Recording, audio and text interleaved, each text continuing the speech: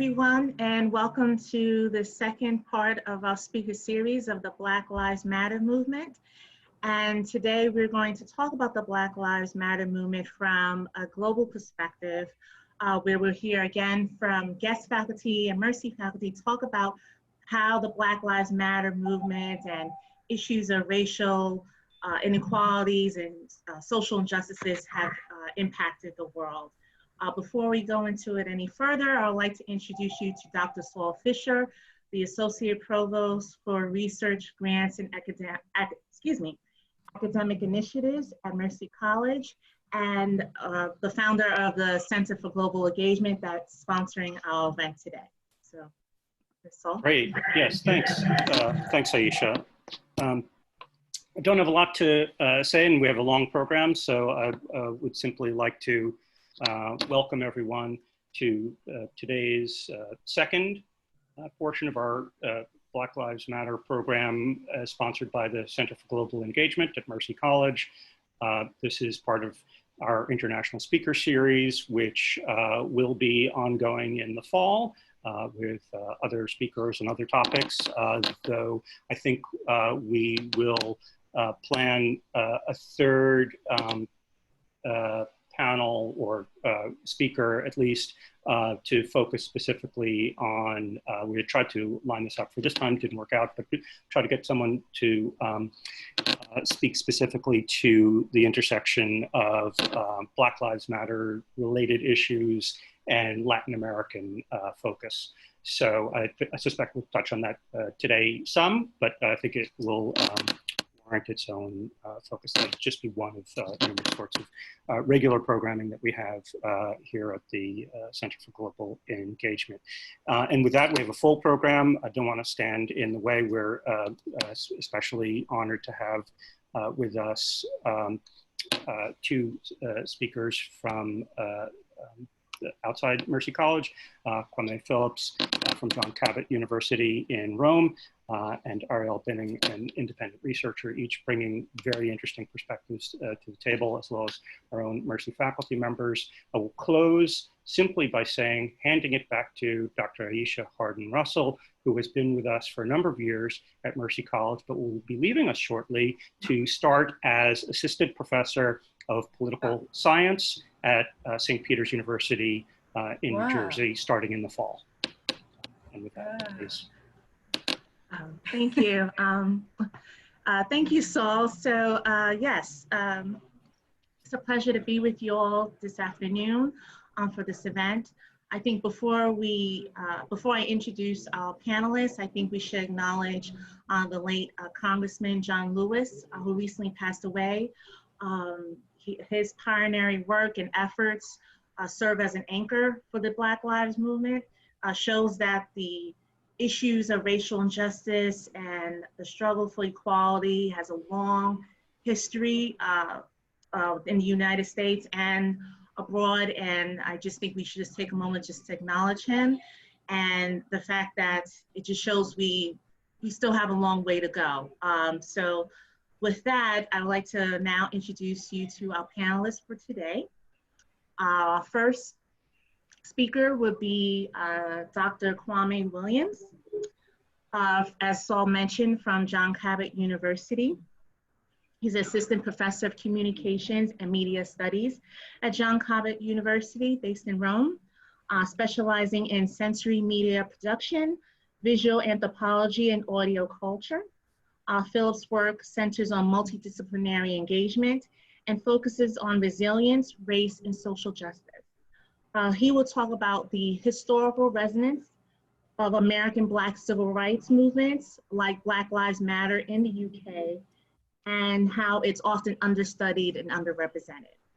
After Kwame, we have Ms. Ariel Beaning, who recently completed her master's thesis from the Graduate Center at the City University of New York, discussing how Black Lives Matter influenced and interacted with global social movements, discussing how key themes of the Black Lives Matter movements have transcended and impacted social movements throughout the country, throughout the world, places such as Kenya and Australia. And specifically, we'll also discuss how global advocacy community agreed about how the Black Lives Matter movement influences their movements and what they can take from them. Next, we will have Professor Eduardo Albright from Mercy College. He's Associate Professor of International Politics at Mercy College and also the Associate Dean at the School of Social Behavior Sciences here at Mercy College.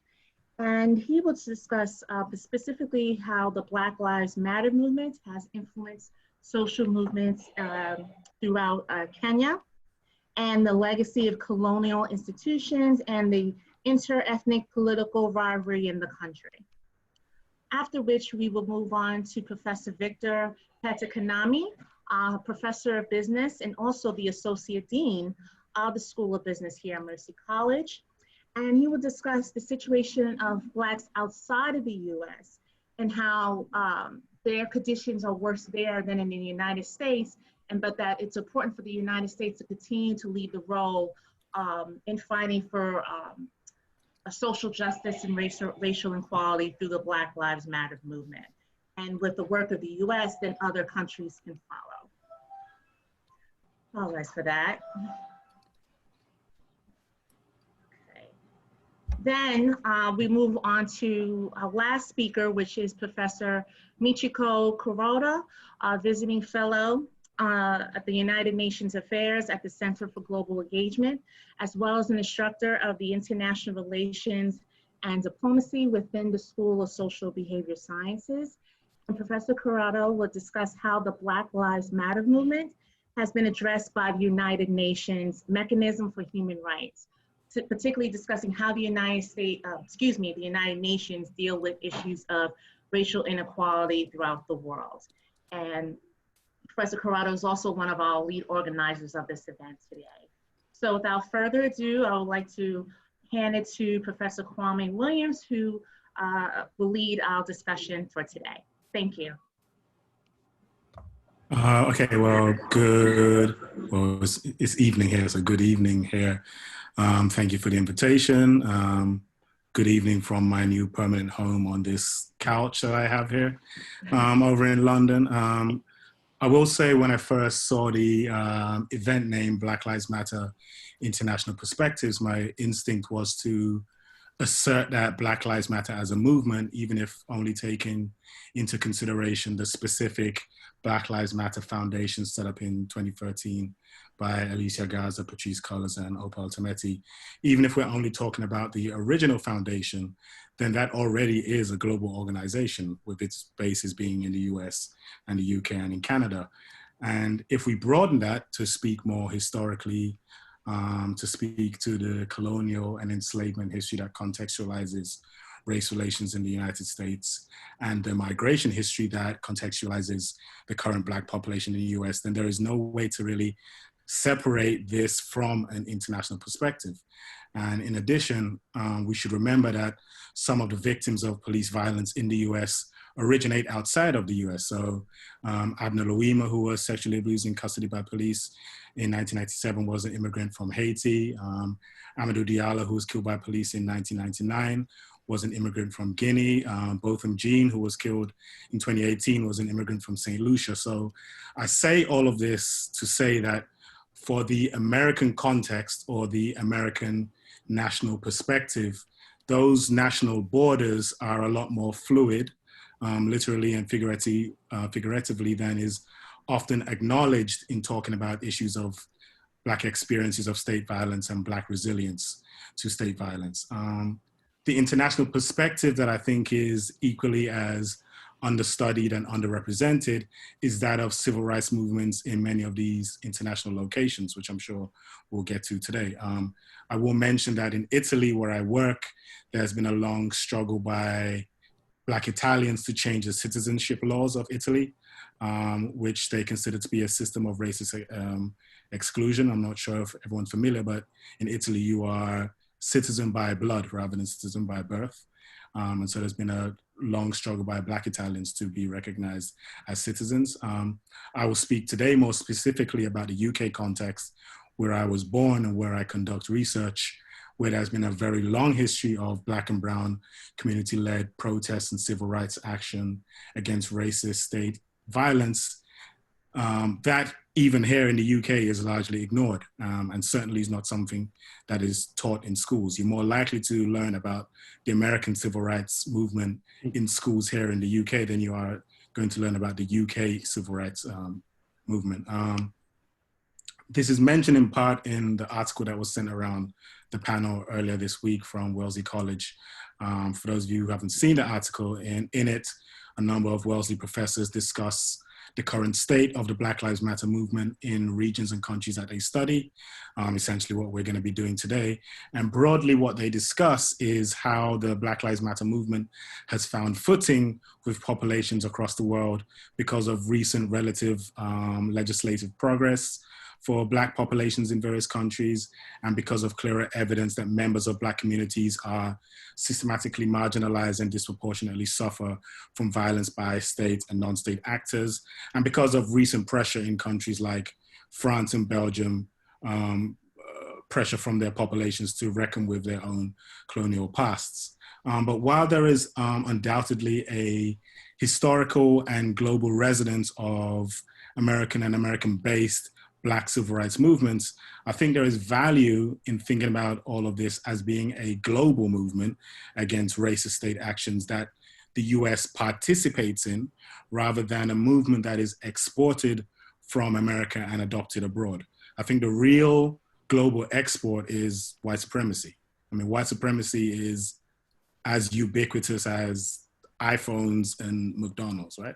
I mean, I think there's arguments you could make that white supremacy is a key component of the iPhone itself. You know, who makes it, who is exploited, who profits, all of these things we have to take into consideration. But I think the basic tenets of the Black Lives Matter movement, affirmation of basic humanity, combating and counteracting acts of systematic violence, eradication of white supremacy, imagining and creating a world free of anti-Blackness, creating spaces for Black imagination and innovation.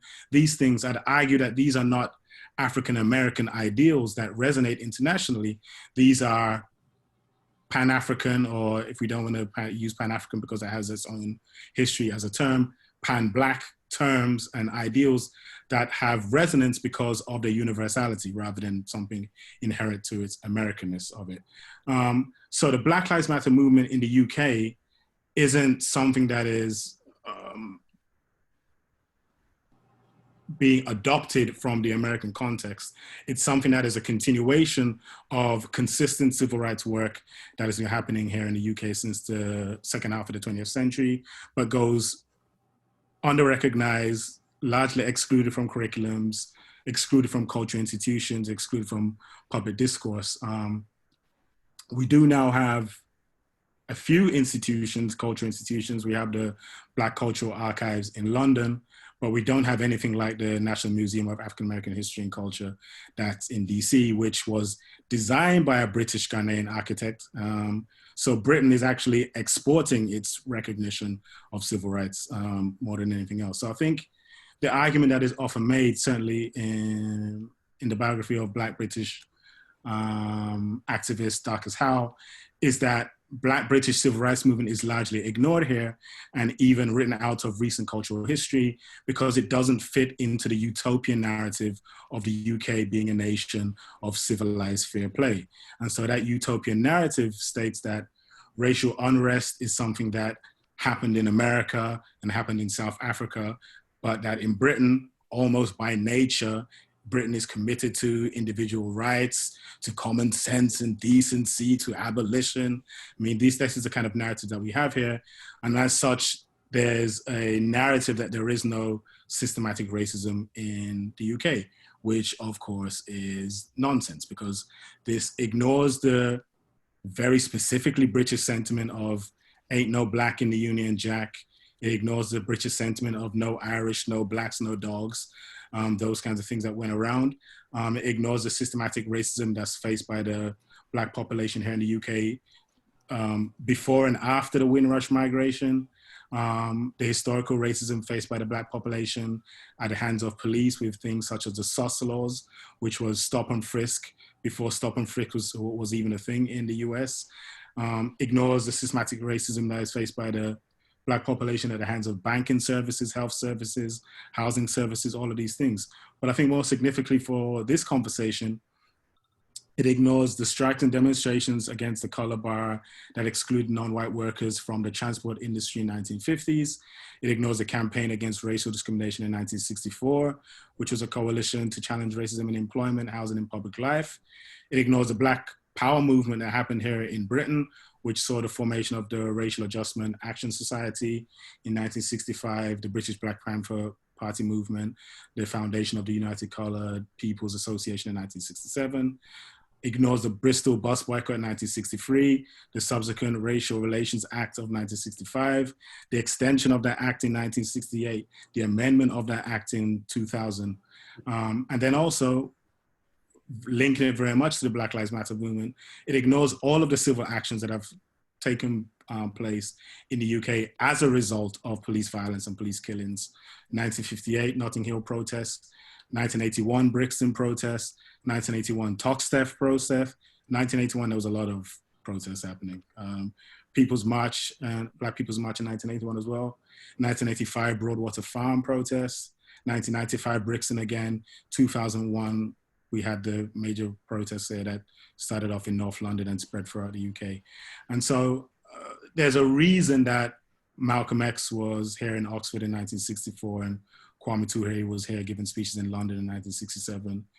Marcus Garvey was here in 1928. And the reason is that the movement has been here for a long time and the fight for Black lives has been here for a long time. And Black Lives Matter is not only tapping into that to resonate, but in many ways is relying on that for its global solidarity in terms of how successful it is. We can look to the words of the BLM founders themselves who say, our intention from the very beginning was to connect Black people from all over the world who have a shared desire for justice to act together in their communities. So I'll end here and say that my hope in terms of what our conversation today is and what we're going to be doing today is really making evident what that shared desire all over the world looks like. Thank you.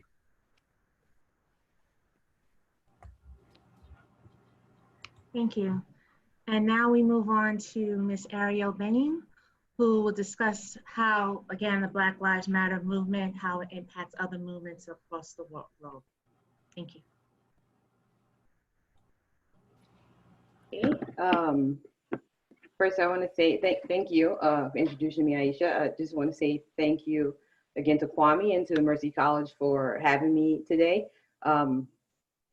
A few things that I wanted to first talk about, but again, I'm just going to briefly speak about topics related to how Black Lives Matter has influenced and interacted with global social movements. Starting with some background, I wanted to share a part of what parts of the world people that I interviewed hail from. And I was fortunate to speak with representatives from every continent, but Antarctica. I believe me, if I could have, I would have. So these representatives are from Asia, Africa, North America, South America, Europe, and Australia, representing all forms of advocacy. So before I begin to speak about global perspectives on Black Lives Matter, I wanted to first touch on Black Lives Matter's or BLM's influence and impact. So on the screen is a list of movements and organizations I had the pleasure of speaking with representatives from each of these movements and organizations. Black Lives Matter, having been founded by queer Black women, has been credited with increasing the amount of people talking about and contributing to Black feminism in Kenya. Amazing, because the activist I spoke to, Rachel McCauley, shared with me that she receives daily threats on her life being a feminist in Kenya and advocating for and encouraging other Kenyan women to do the same. She also spoke in detail about how encouraged she felt to keep going, witnessing Black Lives Matter's movement on her country's local news outlet. She stated she felt connected to the movement. Traveling down to South Africa, we have the Rose Must Fall movement, which, much like we're witnessing now in America, speaks on the removal of statues and symbols that represent oppression, colonialism, and imperialism. I just also want to say hello to one of the people that I interviewed from South Africa. He's on this call right now. I also wanted to say that he was very valuable in this research. And again, I just want to give him a shout out. Now, without rebutting the theory with the Brazilians in agreement that many of Brazil's movements have been taking place long before Black Lives Matter hashtag turned into a movement, similar to what Kwame was mentioning. It's important to highlight that Black Lives Matter has re-energized many movements that felt themselves slipping away, right? So more importantly, movements like Brazil's Vidas Negras Importam and Favela Lives Matter, favelas being the ghettos, along with India's Dalit Minority Tribal Lives Matter campaign, Dalits being India's lowest caste members, were directly influenced by Black Lives Matter, according to their founders, and stated that they formed because of Black Lives Matter. South Asian Minorities Lawyer Association President Memu Pracha, leader of the Dalit campaign, contacted me at the onset of George Floyd's killings and shared with me a letter of support to their country's U.S. ambassador, stating, and I quote, being the recipients of similar atrocities in our own societies, we feel one with the ongoing Black Lives Matter campaign, seeking justice not just for Mr. George Floyd, but also for all other systems of oppression across the globe. This is large scale, dare I say, global influence and impact, right? So in Australia now, we have Black Lives Matter winning the Sydney Peace Prize, acknowledging that the organization has built a powerful movement for racial equality, courageously reigniting a global conversation around state violence and racism. This recognition evident today as we open up our social media apps or tune into our favorite news channels. It's happening right now in real time. The ASSIPJ President Imelda discussed the recognition of movement for Australia's Black, BLAK, or Aboriginal people of African descent, not to be confused with Black, BLACK, right? Europe's NPAD, whose original members hail from Germany, Belgium, Hungary, Sweden, Slovenia, France, Spain, Greece, the Netherlands, Italy, Denmark, Malta, and Austria, was created in 2014, 1 year after George Zimmerman was found not guilty in the shooting death of Trayvon Martin, and the Black Lives Matter hashtag was created. So much like today, Black Lives Matter demonstrates an international recognition of advocacy as well as the creation of movements. So that's global impact, right? So now I'm just going to talk about what people around the world were saying, what these activists were saying they agreed upon about Black Lives Matter. They agreed that Black Lives Matter connects international pockets of advocacy against white supremacy and generational trauma caused by imperialism and colonialism. They agreed that nothing happens in isolation, making intersectionality of movements key to a truly global BLM movement, with solidarity being reciprocal and transparent. They further agree that one of BLM's major strengths is its decentralization, right? Eliminating the threat of a martyred leader and traditional power struggles that often arise in movements.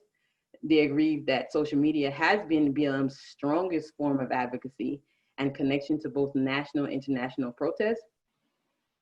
Activists around the globe agreed that the rallying cry that Black Lives Matter is a fearless and bold statement that resonates across generations around the world. Last, of course, but not least, they agreed that the African-American struggle has been a main point of reference for much of the world's advocacy, as Kwame mentioned earlier, providing experience and examples to many around the world on fighting oppression. I would be remiss if I didn't pay respect to civil rights legend John Lewis in this presentation, so I included a picture of him there. Now we can actually talk about global perspective, right? So we understand that once you get to the level of attention that Black Lives Matter has, critiques are expected, right? So from their individual perspectives, the activists and organizations I spoke with offered some advice and encouragement to the Black Lives Matter movement and organization.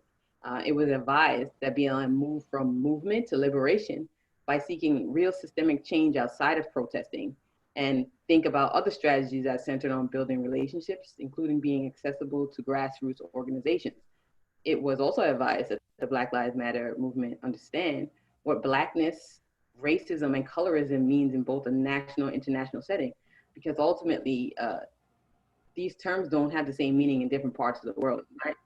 The organization is encouraged to be receptive to learning from other forms of advocacy and to acknowledge what moments in historical advocacy gave way to their creation.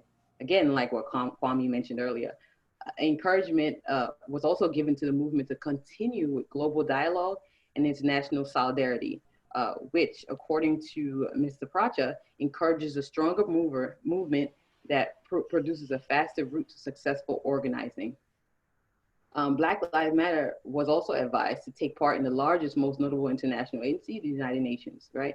In their 2015 to 2024 International Decade for People of African Descent, a platform that joins UN, member states, civil society, and all other relevant actors in taking effective measures towards justice.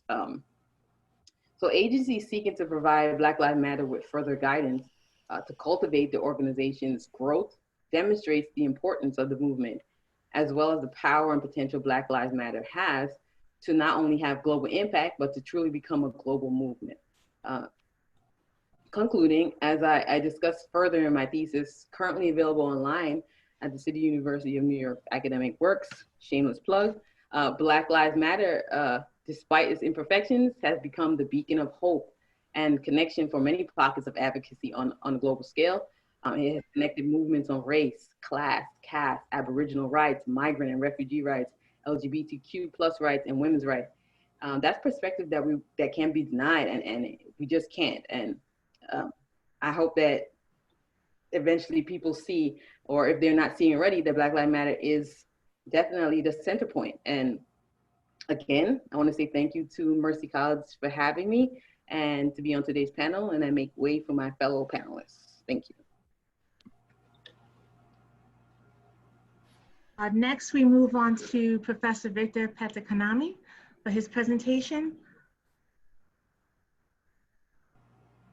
Thank you, Aisha, and thank you for inviting me to participate in this very, very important conversation that I hope we are going to win, because a little bit of background of where I come from.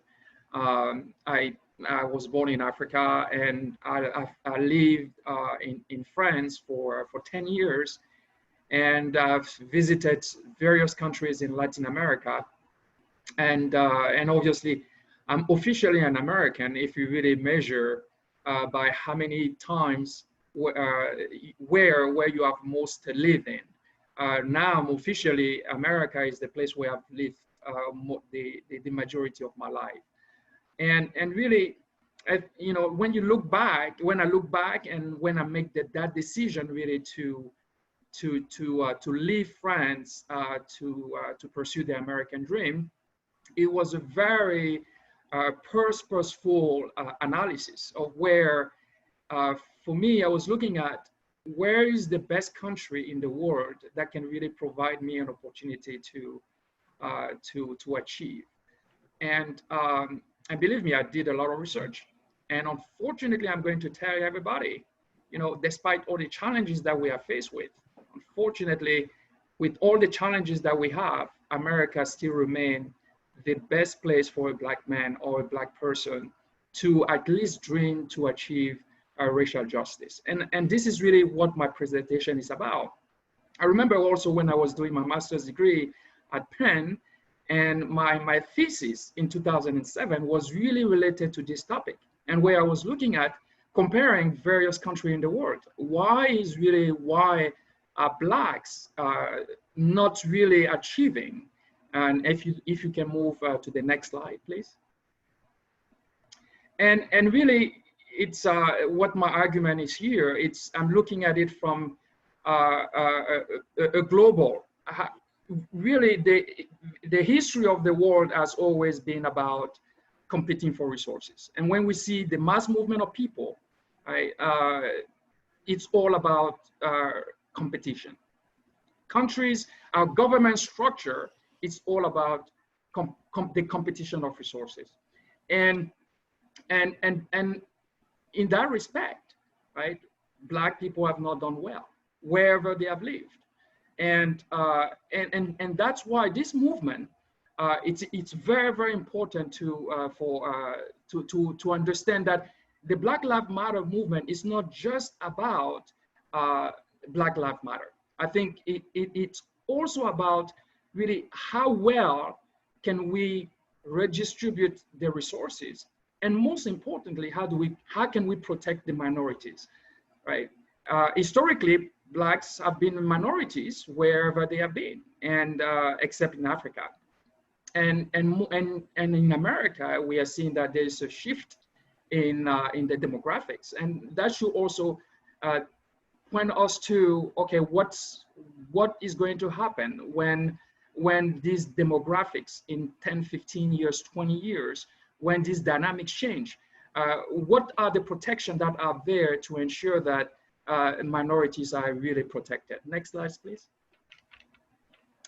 So there's definitely a global resonance to the Black Lives Matter movement, right?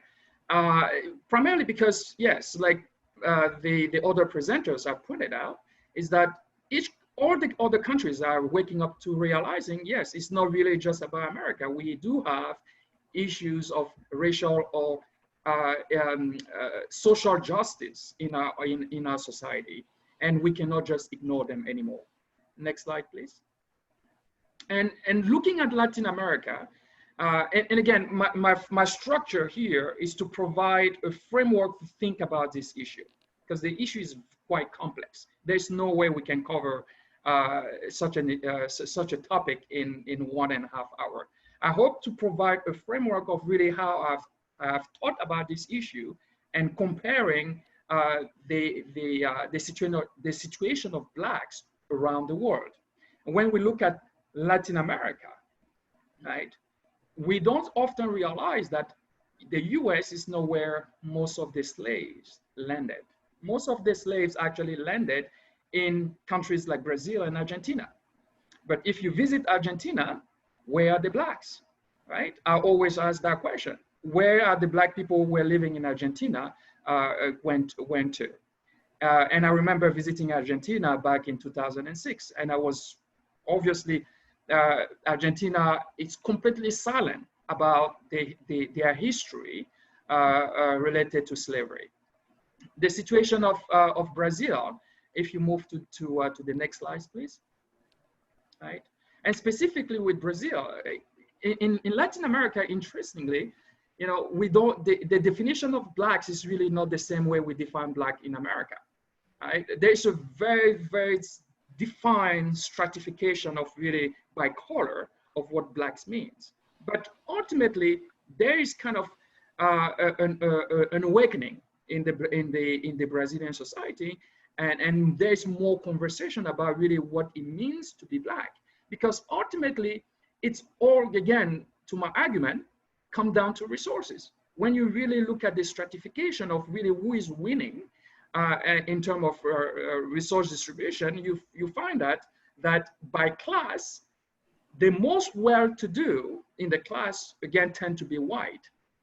And when you look at the poor, and the majority of the poor are going to tend to be Black. And that's, it's in a society where, unfortunately, you don't have the protection or the willingness to have an honest conversation about race issues. Next slide. And the Cuban and the Venezuelan experience is quite interesting, because you can tie the revolution in Cuba and Venezuela to race issue. If you look back at really why Fidel Castro gained power, it was again because there was a struggle, even if people didn't want to really discuss race, but the majority of who control wealth were primarily white. So you had the mulattoes and you had the Blacks, even though Cuba does not really define the mulattoes as Black. But again, the revolution came back from it was a dictatorship, and there was not an equal distribution of resources. Same thing with Venezuela, right? Why did why dictatorship occur in Venezuela? Again, around unfair and unequal distribution of resources around racial line. Next slide, please. And when it comes down to Africa, I think the problem of Africa is definitely different from the case of Latin America. Latin America focus on obviously there was the movement and the slave trade, right? The transatlantic slave trade in that populated Latin America with Black people. But in the case of Africa, we often ignore the impact that slavery had on Africa. The African society has been completely destroyed. The fabric of the African society was destroyed by slavery, because ultimately, right, there were very, very powerful kingdom in Africa. The African society was very, very well structured. But the inclusion or the introduction of slavery under the Ottoman Empire in the late 15th century and the 16th century actually created an environment where this kingdom became were not sustainable anymore. So they were fighting, and obviously that led to the introduction of slavery. And then comes the 18th century with the Industrial Revolution. So Africa suffered from slavery, and then with the introduction of Industrial Revolution, which actually led to the end of slavery in the Americas. But for Africa, the Industrial Revolution actually create a new issue, colonization. Now Africa becomes a victim of really for its how well endowed it is in natural resources. So these are the two blows that the continent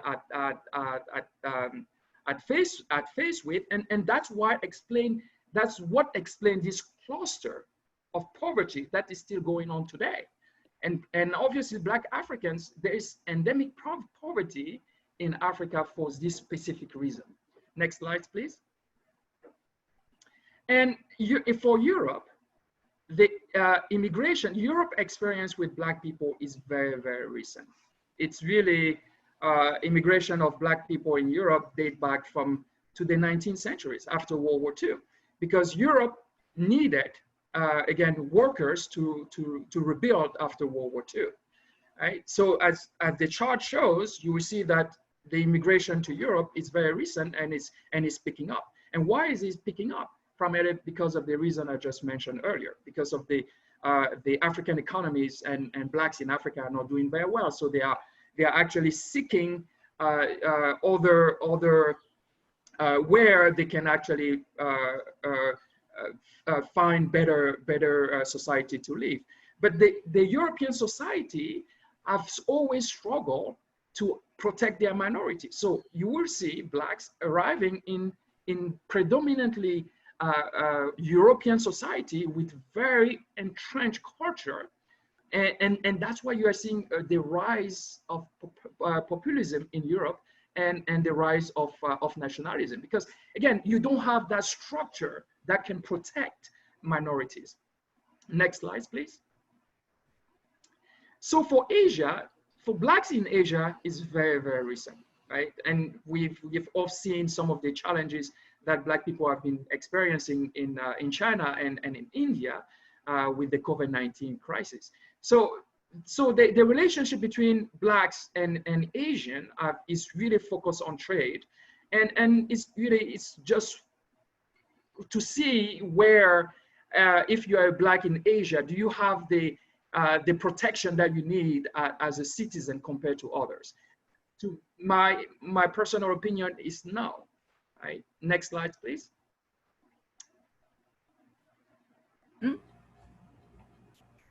Oh.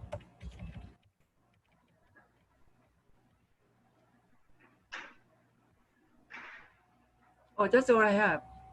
Oh, There was another slide. My last slide is really arguing that that really the U.S. is really the only hope for the U.S. is really the only hope for racial justice, because the U.S. is the only country that really provide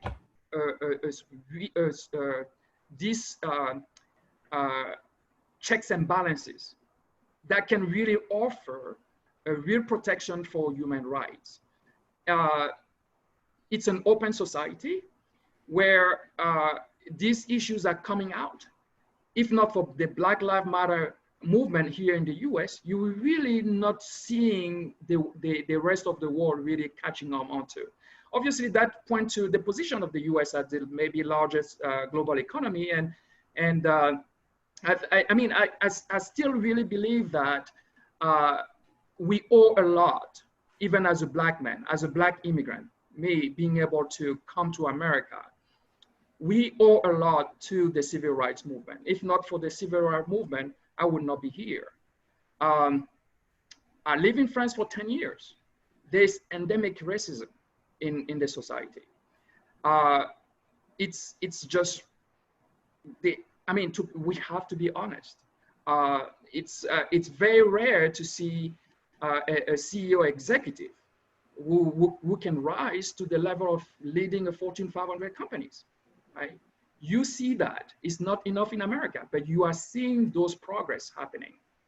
So I think what I will do, I will share my presentation to Michiko, and maybe you can share those arguments that I'm making on that last slides. That's my presentation. Okay, sorry. Michiko, do you have his slides, or do you want to? Sorry, I need to find one. You want me to share it, maybe? No, can we do it later? I'm looking for mine. Sure, no problem.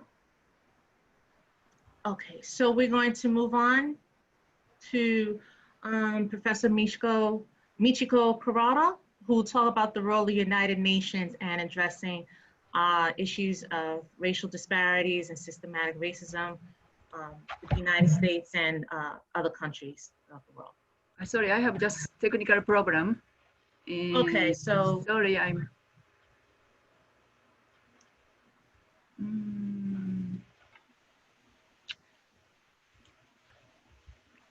Sorry, maybe can we go to Eduardo maybe first? Sure, if he's here. He's here. I'm here. Okay. I'm sorry, I lost the presentation. I'm here. I can go next. Okay. Michiko. Hi, Eduardo. Okay, so we hear from Professor Eduardo Albright instead. Thank you. Okay. Well, hello everybody. It's so nice to see your faces. I think it's not an exaggeration to say I've missed you in some cases. The topic at hand, I think, is obviously a very pressing one, and there's panelists here that are far more qualified than I am to speak on this topic. However, perhaps giving a little bit of background to my own research can help contextualize my next comments. As Aisha pointed out, I'm a faculty member at Mercy. Many of you know me, and I teach in the International Relations and Diplomacy program. However, before that, I was a researcher, and I was studying social movements, particularly social movements in Europe. And at the time, the movements that I was studying were very much involved with the issue of migration in the late 1990s, early 2000s. The issue of migration was really starting to be a mass phenomenon, both in terms of numbers, but also in terms of the media's reaction to it and the political system's reaction to it. So a lot of the xenophobic parties that we see now in Europe are a reaction of that historical moment. Before, there was no such thing as, definitely there were no xenophobic parties in parliament. So my research focused on anti-globalization, anti-capitalist movements in Europe, many of which were radical Marxist movements. And many of these movements had very close ties to pro-immigration groups and, in fact, to migrants themselves that found themselves in many cases exploited as labor once they did arrive in Europe. So that's how I hope that I can bring some comments to this panel. Then, once at Mercy, my research continued, and I'm now studying social movements in Africa proper. So I traveled to Africa, particularly to Kenya, and I'm learning about how social movements in Kenya may or may not be able to impact politics in a positive direction. So without any further background, let me just get into my observations. And I think I'll be a little bit more brief than the others here to allow time for questions. I really believe that there's two faces to the phenomena that we're dealing with now. One face is the result of slavery, and that's the Black Lives Movement in America. It's the direct descendant of I think Ariel, you characterized it as a trauma, and in fact it is a trauma that Black Americans carry with themselves, justly still today. And that's the consequence of slavery. But then there's another face, which I think is often lost when dealing with this issue from the American perspective, and that is the face of colonialism. So what actually happens not only in Africa, but anywhere that the colonial powers have expanded into new territories and created colonial extractive relations with those territories and those peoples. So I'd like to speak a little bit about the second face, the face of colonialism. Now, what I believe is interesting is that these two faces are two faces of the same coin, because really they have behind them the same kind of engine, the same impetus, and that is the impetus of capital.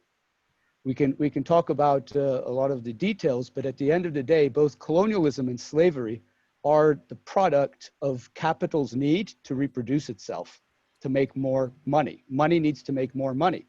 And quite simply, the way it does that is by extracting resources, physical resources, like the many natural resources that are in the global South, like Africa, and also labor. Labor is a resource. Slavery is simply a way to pay your workers very little. And in fact, it's an experience that unfortunately, historically, most societies have seen in one way or the other. Now, what I think is coming to the fore in this, with this particular iteration of Black Lives Movement, is, which is in many of its ideological colorings, quite leftist, even Marxist in many cases. What I think is really the interesting detail is how ethnic or racial markers are used to perpetuate that extraction of resources. Now, both in domestically in the United States, the experience of Blacks and Latin Americans and whites is in fact a very, very strong marker, which is perpetuated, and capital itself has found ways to maximize its ability to reproduce itself by accentuating those differences. And what I think is interesting is that the very same phenomena is happening in Africa. In my studies of Kenya, I've noticed that those colonial institutions that have been left from the European colonial powers have been, so to speak, inherited by a specific ethnic group. And this happens, Victor, I'm interested in your opinion here, because I've noticed that this kind of happens across the board in Africa, in which one specific ethnic group, or maybe a coalition of 2 or 3 ethnic groups, will kind of colonialize the colonial institutions left by the colonists, and keep power and resources within their ethnic group. So you'll see an election is essentially one ethnic group confirming its access to political and economic resources. So in a place like Kenya, the Black Lives Movement, I think put a spotlight on how these inter-ethnic rivalries are in reality part of the way the capital continues to exploit resources and labor. So I'll leave it at that. I hope I wasn't too. I hope to be a little provocational, because I am very interested in hearing the opinions of some of the panelists here on this this proposition / hypotheses of capital being really the motivating force behind this phenomenon. And I'm very happy to later to give you my opinion about specifically that.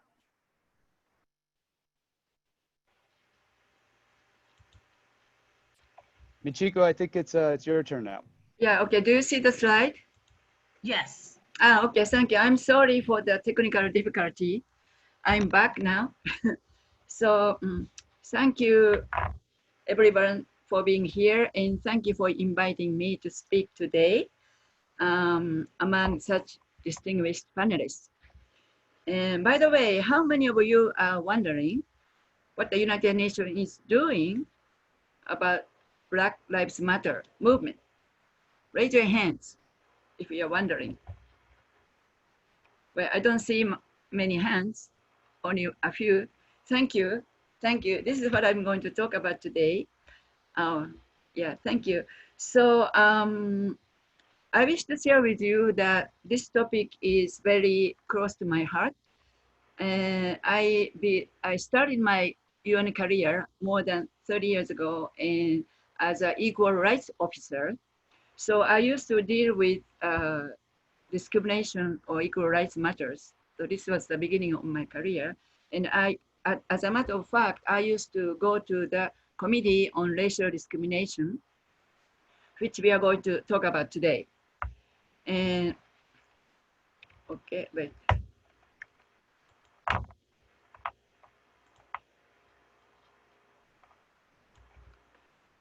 So actually, the United Nations has been paying a lot of attention to the Black Lives Matter movement.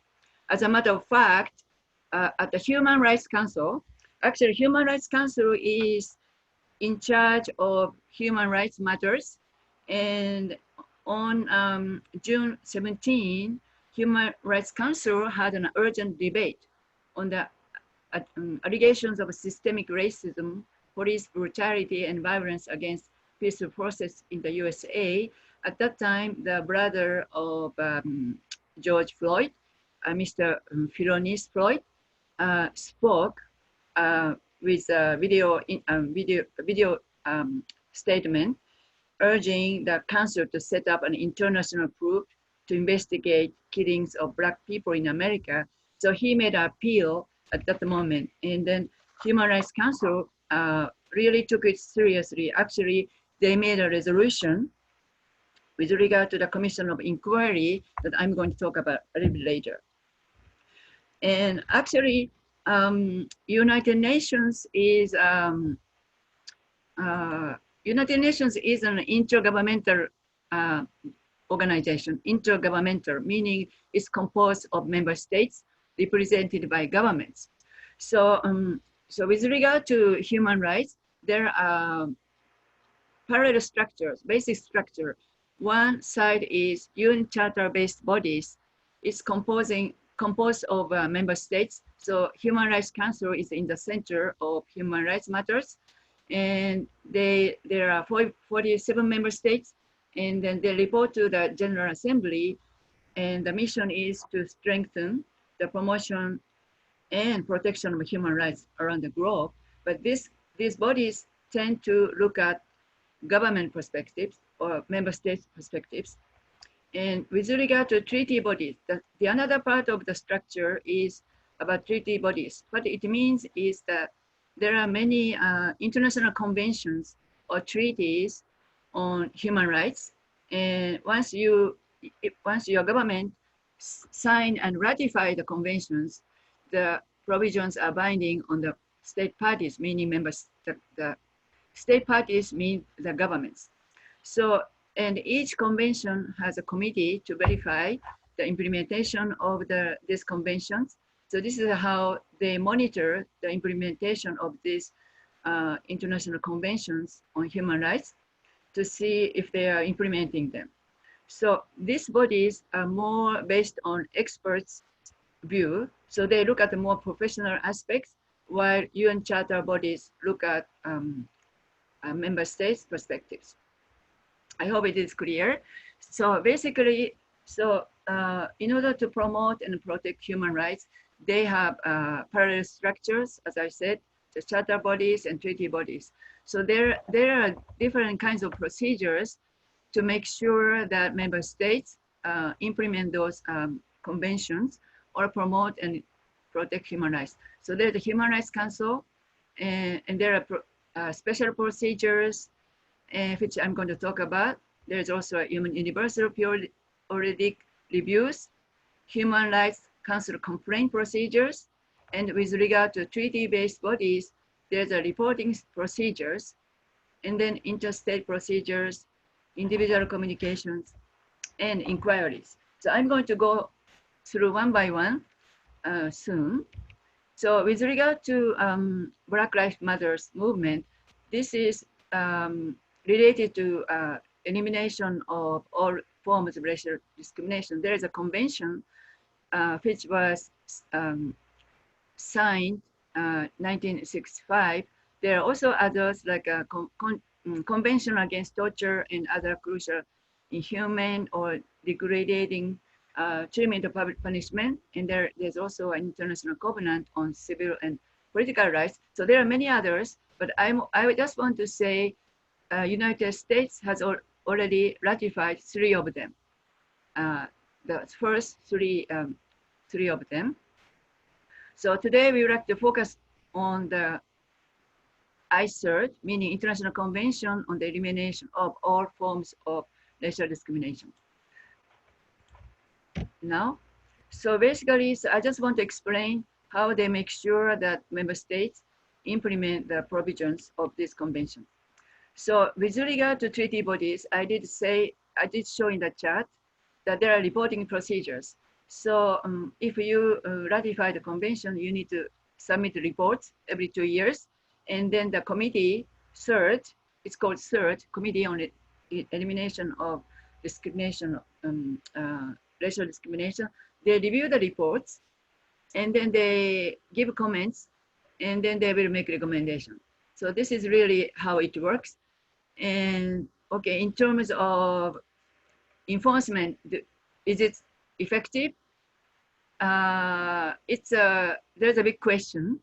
We cannot force the member states, but there is a way to monitor to make sure that they report what's going on, what they have been doing, and then there is a way to verify later on with other procedures.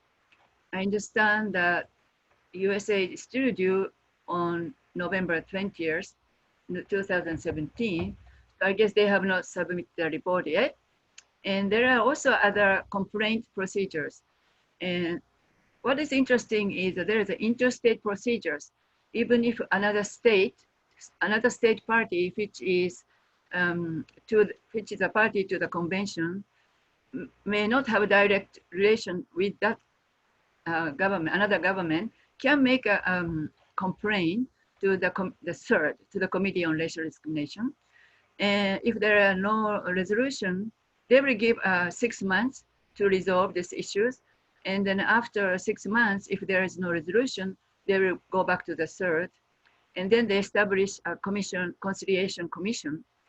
And then if it does not work, it is possible that they can submit a case to the International Court of Justice.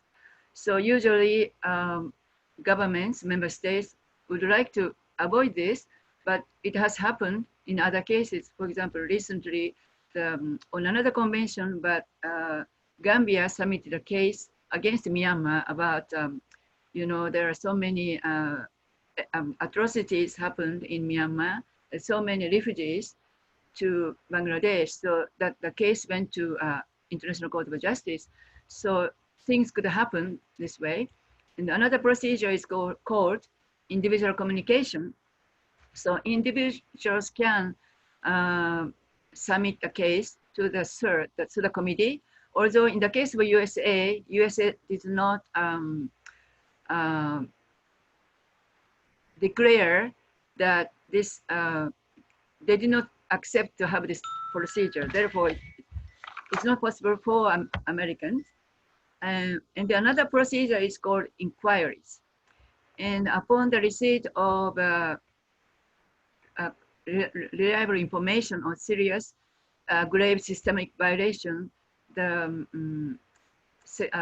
they can establish a commission of inquiry. Actually, as a matter of fact, in June, the Human Rights Council decided to establish an independent international commission of inquiry regarding the systemic issue happening in the USA against African descent, people of African descent, and also other parts of the world. So it is possible that there will be a big study on this. And then another one, okay, I forgot to mention about the CERT. Sorry, I will go back. So about the International Convention on the Elimination of Discrimination. So this is really about racial discrimination. It gives a definition of racial discrimination. This is about any distinction, exclusion, restriction, or preference based on race, color, descent, or national or ethnic origin, which has a purpose of recognition, enjoyment of exercise on an equal footing on human rights and fundamental freedoms in the political, economic, social, culture, and any other field of public life. Anyway, so this is something to do with discriminatory provisions and practices. And USA did ratify it in 1994 with some reservations, but the USA did ratify the convention.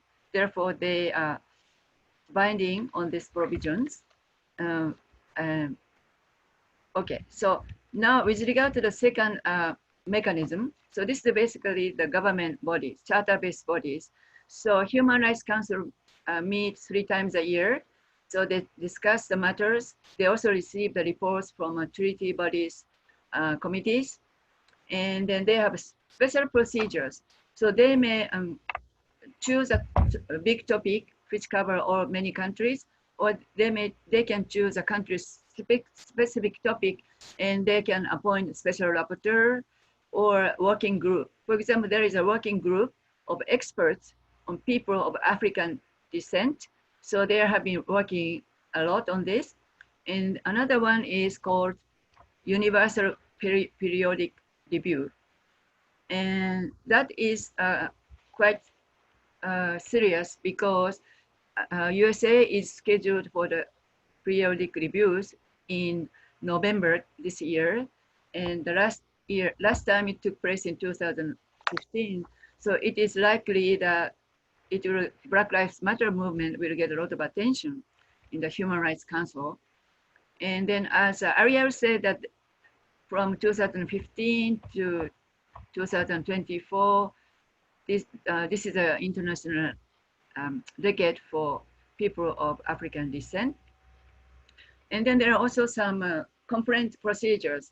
If some individuals, groups, or non-governmental organizations can claim to be victims of human rights violations, they have a possibility of submitting complaints to the Human Rights Council.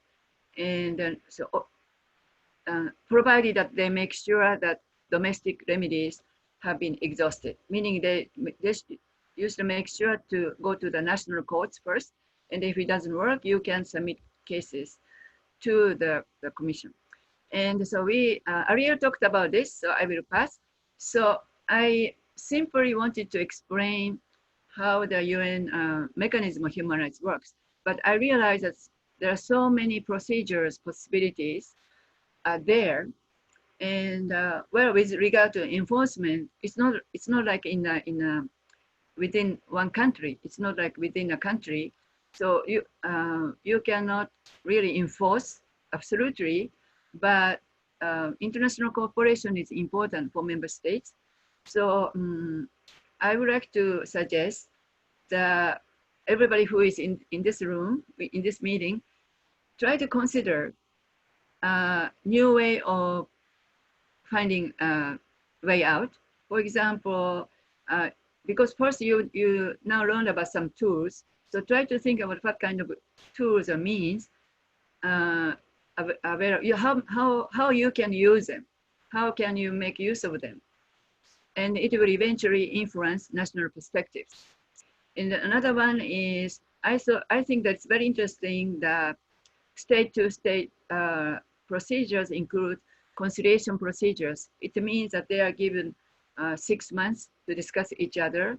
So I have now become more expert on conflict resolution and negotiation. I believe that by encouraging conciliation procedures, maybe we may be able to lead better outcomes instead of just punishing accountability. I think it may be interesting to explore other options to resolve these issues. So that is the end of my presentation. I hope I didn't go over time. No, thank you, Michiko. Thank you. So right now, I think we want to open it to the attendees here, the audience, to see if they have any questions. And just to get the perspectives of the different panelists, we can say for certain that the Black Lives Matter movement, as we learned last week, it might have had a resurgence in 2012 through the hashtag of 2013, but this has been an ongoing struggle, not just in the United States, but abroad.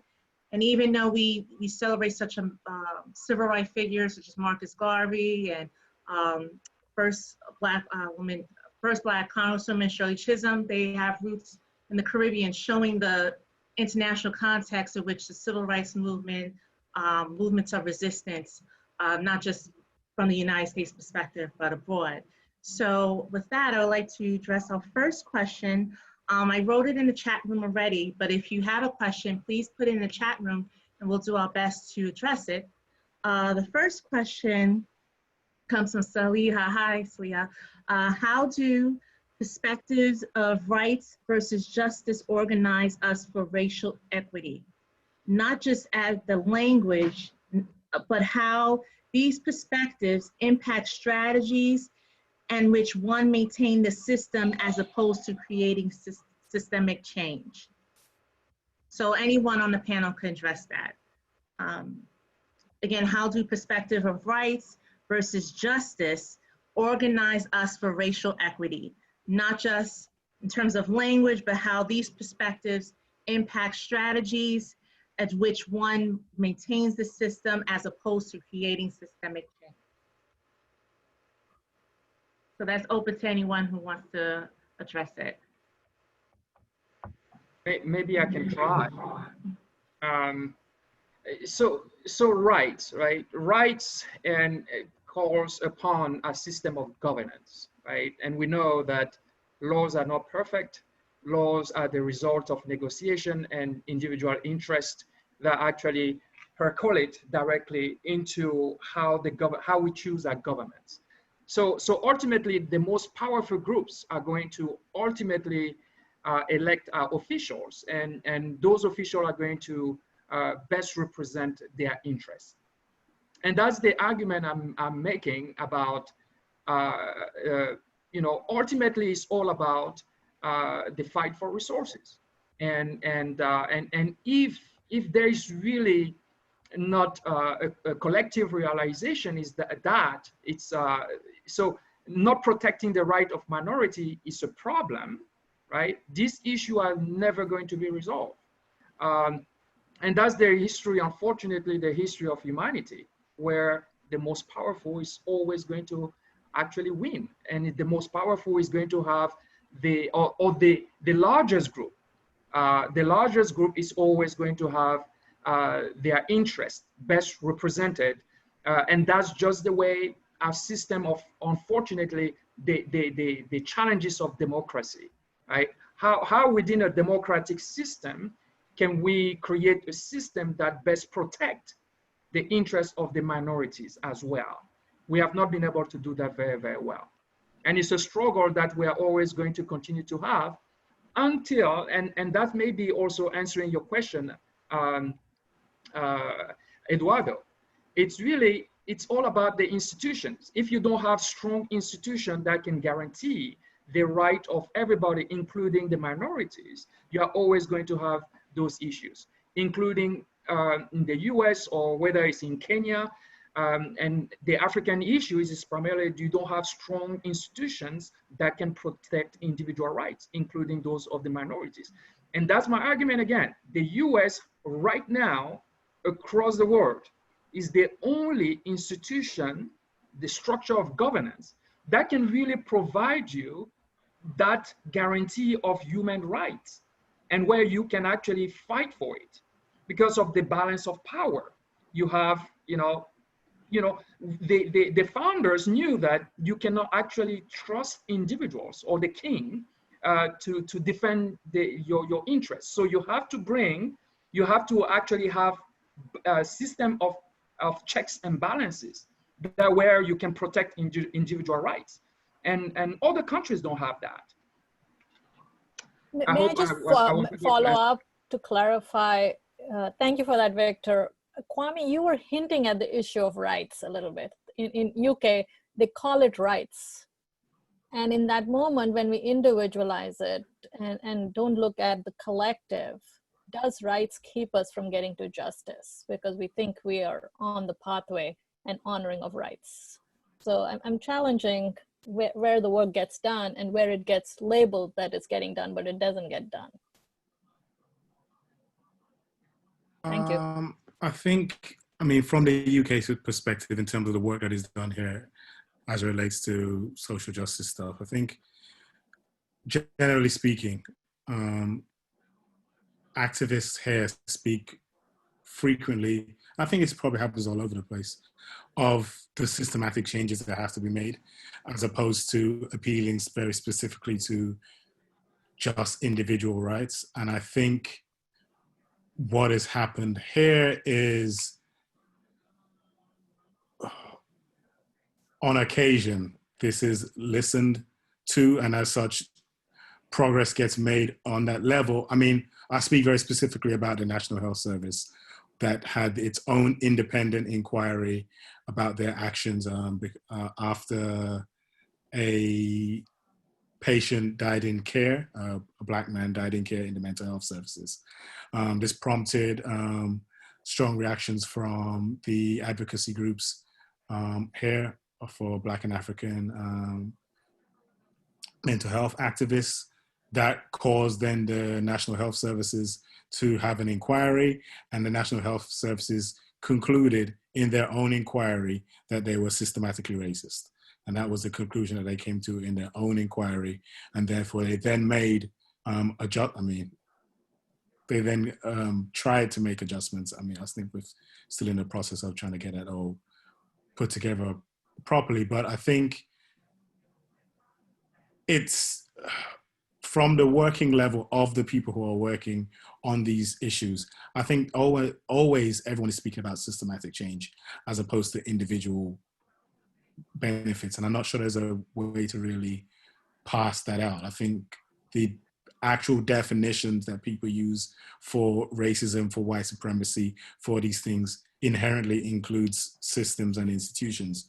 And I think when we get away from that, then we're likely not to be doing the work that we claim to be doing. Hopefully that answers it. We thank you. We have another question from Jeff Cohen.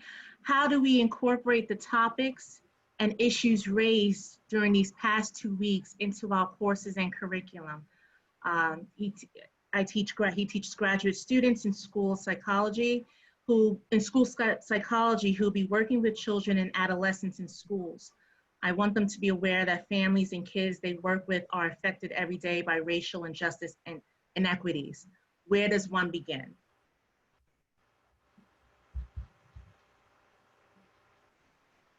That's to the panel.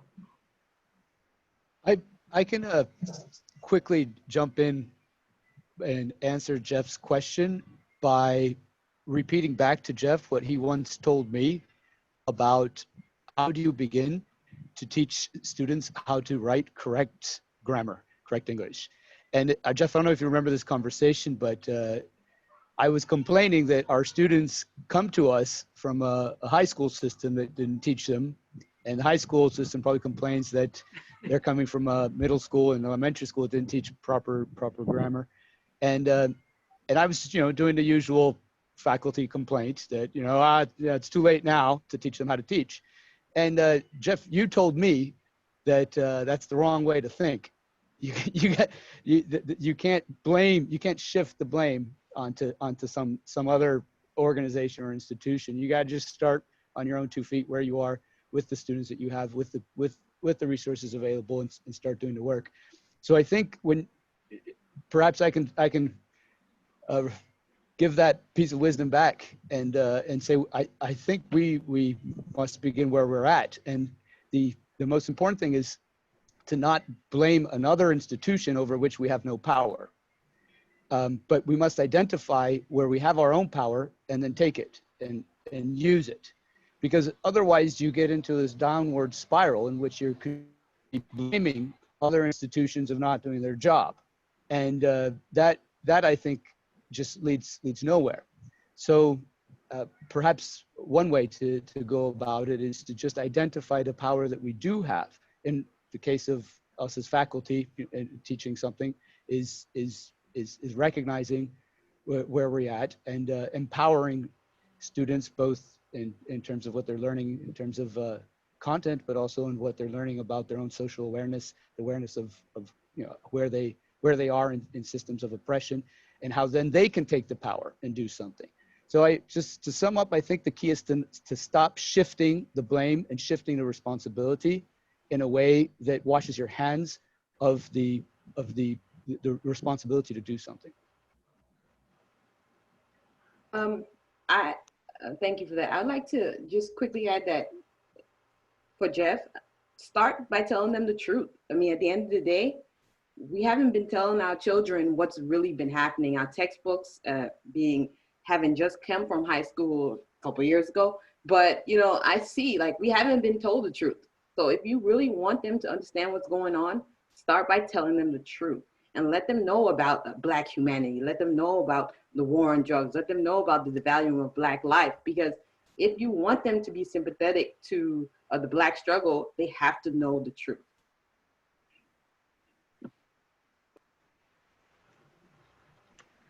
We have another question from, thank you for that perspective, Ariel and Eduardo.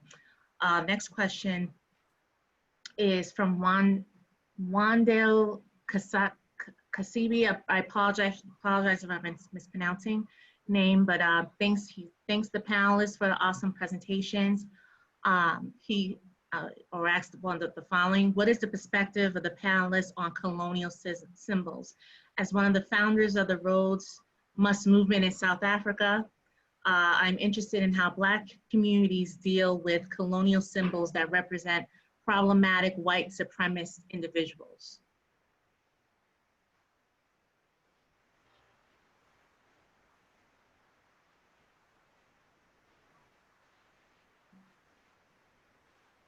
So if anyone wants to address that question. I mean, I'm the person who is clearly say, tear them down. They can all come down. They have, I mean, I don't personally see the value in the argument is going to be made, or is often made, they're historical and we'll forget our history if we tear them down. Put them in some books then, fine. But I don't see, if we have these institutions with the names of colonizers, racists, murderers on buildings, then we are inherently upholding these people as being something worthy of having their name on a building, or on a foundation or on an award, whatever it is. And if we are truly serious about correcting that kind of history that we have, then yeah, I mean, but that's me. I'm pro tearing down all the statues, all the buildings. They can all come down. Yeah, I'll be there with the rope, helping people tear them down. But that's again, that's me. If I may say something, I hate to be sometimes the contrarian. I'm definitely for tearing down those symbols, but I really don't think that, from my perspective, we are never.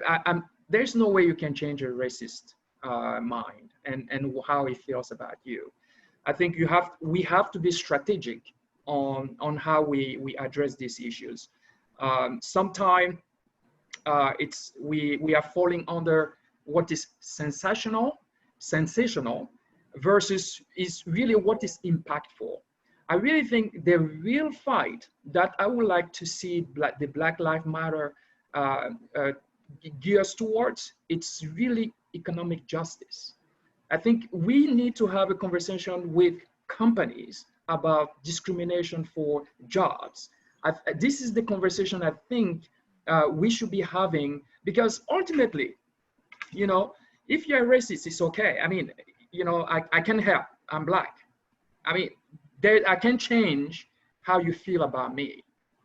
But if you are really impacting the way I'm earning a living, and therefore my ability to raise a family, right? I think that's really will be more impactful. I think spending time on having conversation on symbols, yes, it's important, but the real fight, it's economic justice to address why African Americans cannot be treated fairly when they are looking for jobs. Is it education? Let's provide education. Is it helping these young African American to get a better training and be able to find jobs so that they can raise their family and raise the next generation? I would like to see more conversation around that rather than on symbols. Yeah, and let me just end by saying I'm not arguing that this should be the focus of the movement. Arguing about symbols, as you might say, is symbolic. It's kind of like in the name. But I think there is something to, let's say there's a building, there's a Christopher Columbus library on a university campus. You as a Native American have to walk into that library every day as a part of your college experience. I think that is something that has to be taken into consideration in terms of the quality of life people are going to be leading. If in the society, everywhere they look, they are being reminded of what is being valued and important. If they know going into the world every day that their own lives aren't being valued in the same way as this particular statue, as this building, as the name of this individual who has been infamous in terms of being connected to their own destruction of their community. So just to end it, I don't think tearing down a statue should be the goal of the movement or Black Lives Matter. But hey, if it's a quiet Sunday afternoon, knock yourself out. I have a comment really quickly on that. Thank you, Kwame. Thank you, Victor. I think that taking down these statues are symbolic, right? But we're seeing right now what's happening in the United States. These taking down the statues are symbolic, but they're the tip of the iceberg, right? What happened here when we tore down those symbols? Now we have the Pentagon actually turning into a law saying that they're removing all Confederate flags. So even though it may seem insignificant, what Black Lives Matter has done is made people realize that even insignificant and small parts are actually really important at the end. So I'm with taking them down as well. We have a question where someone asked, can we get some perspectives from our presenters abroad on how the areas where they are view the United States and the Black Lives Matter movement? I guess just expand upon what you were discussing today in terms of how areas abroad view the Black Lives Matter movement and how they view the United States in this context. I mean, I teach business, right? I really teach business. I really think ultimately it comes down to resources. I think people are still looking up to the U.S., right? And I think the U.S., whatever the U.S. is going to do in this subject, people are going to follow. I really don't think that the UK is going to take on the baton to protect Blacks around the world. I think, and this is why I think what the civil rights movement and the Blacks in the United States in particular have to realize they have a lot of power. And because they are in a society where it's an open society where there's room for dissent, and there's a forum to have those conversations, and it rises all the way to the circle of power, Congress, the executive branch, the Supreme Court, right? Theirs are, and that's why I really believe the institutions are very, very important, and I don't see that in other countries around the world, and those are the weaknesses that we have in other countries, and that's why I really think that this fight has to be won here. I'd like to emphasize the issue of institutions and resources that Victor brings to the conversation. Right now I'm in Europe, and I can tell you that in Europe and in Africa, where I do research, people view the Black Lives Matter movement as an inspiration in terms of bringing attention to the way that sometimes institutions perpetuate racism instead of defending against it. And in particular, how they use racism. And it's not just racism, there's all sorts of ethnic markers that people dream up. I mean, races were invented and new races will be invented tomorrow. So it's the way that these invented markers are utilized essentially to divide and exploit. And what the BLM is still doing is bringing attention to the way that is happening in people's home countries. And it's even, I've worked in Asia. It's even happening in Asia. People are realizing, Vietnamese and Cambodian migrants in Japan and Korea are realizing, hey, the institutions here are targeting me. So it's about shifting the way that institutions are used in favor of defending rights instead of perpetuating exploitation. We have time maybe for one or two more questions or comments. Dorothy Belancho, hi Dorothy, mentioned that we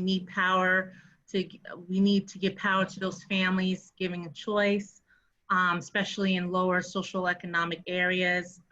She mentioned the work of Thomas Sowell, and just thanked everyone Victor for his presentation. I think she was jumping on Jeff's point in terms of how do we incorporate what we've learned today as educators into our curriculum in classrooms. Excuse me, can I just say, kind of clarify a little bit more on that topic? Jeff, you were asking how do we get this and we actualize it in the lower grades? And for years, big problem was in the lower socioeconomic classes, the problem is they don't have the kinds of choices that people in the suburban areas or higher socioeconomic areas have. And now with COVID, it has been magnified because I noticed that there's something called micro schools that are popping up in middle class and upper class neighborhoods where 8 or 10 families get together, they hire these teachers and they kind of share their resources. Well, my heart goes out to the people that are stuck. What are you doing? If your schools aren't opening or you're on this silly schedule that they're putting kids in one day and half a day and whatever day, night, whatever they're planning. And there are options. And it's something, Thomas Sowell, he's a social theorist. I fell in love with his work back in the 60s. And we've been arguing since then. Talk about systematic issues. We haven't been able to get this done in the last 50, 60 years. And there is simple answers, you know, give the power, take the money. I mean, we poured so much money in different areas, put it into the system, give the class, give people choices. I would like to send my kid to that school, which is a magnet school, whatever, and give them options of what they could do in elementary school, middle school, high school. And it makes a big difference. If anyone's interested, grab some of his work. He's amazing. Commercial over. Thank you. I just see that we're technically out of time. I just want to thank our guest panelists, Ariel Beaning and Professor Kwame Williams, for their important perspectives of this movement. I'd like to thank our Mercy faculty members, Eduardo Albright, Victor Petta Konami, and Michiko Kuroda for their input as well. Thank you everyone for joining us today. Thank you, Saul Fisher and the Center for Global Engagement for organizing this event. And oh boy, I would love if the panelists, if you want to say maybe one more takeaway, we can maybe end with that. Like, what is one thing you would like our attendees to take away from your presentation today? Maybe under a minute, since we're technically on time, you know, out of time. Well, I just want to say that, as I explained in my presentation, the United Nations is reviewing, studying, and doing some inquiries about the situation in the United States. So there'll be some reviews, but I think that this give opportunities, you know, so take these opportunities. I hope that everybody will take interest in those reviews and then try to think what we can do. I think these are simply opportunities. Thank you. I just want to add that the Black Lives Matter movement is here to stay and here to impact. And even though my research was done before current events, we have civil rights icons like John Lewis, Angela Davis, and the Cornel West stating that they've never seen anything like it before. And as I mentioned earlier, we all can be involved in it. They make it clear that it's not about if you can speak in front of an audience or if you can organize a march, but every contribution is important. And to me, that's a building block to international solidarity.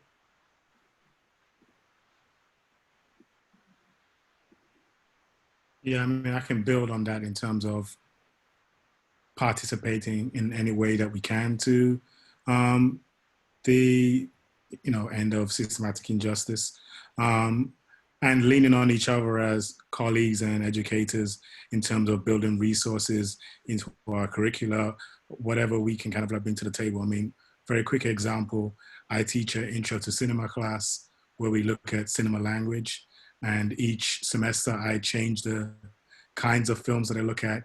So this semester, we're just gonna be looking at films that have Black protagonists. I'm not gonna make, a big deal about it necessarily, but I'm gonna show the normality of Black life, the simple Black existence and Black being on the screen.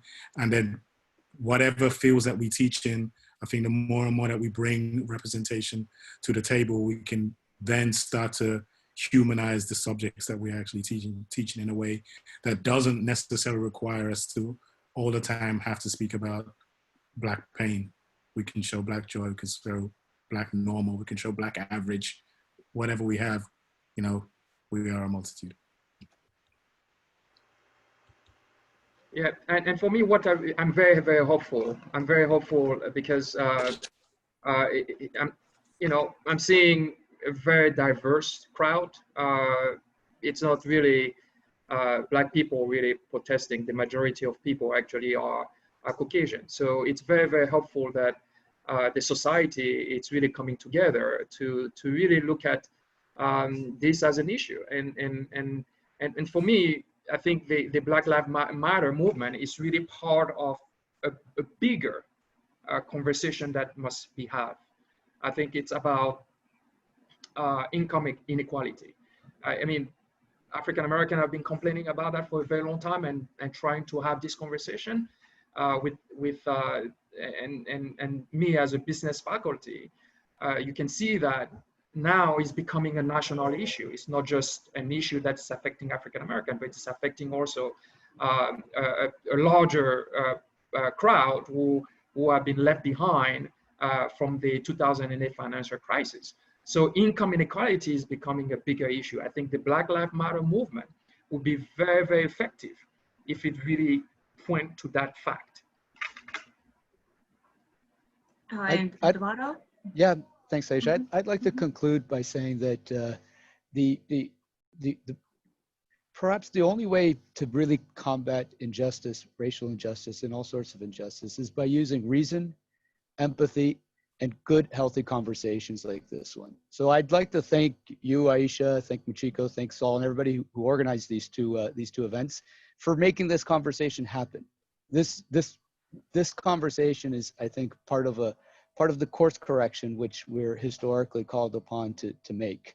And I think that only through this conversation, talking about it, we can really start to address what is the foundation of a healthy society. And that's access for everyone, access to public health, access to education, access to decent work for everybody, quite beyond race. So I'm very happy that this was organized. I'm very proud to have participated.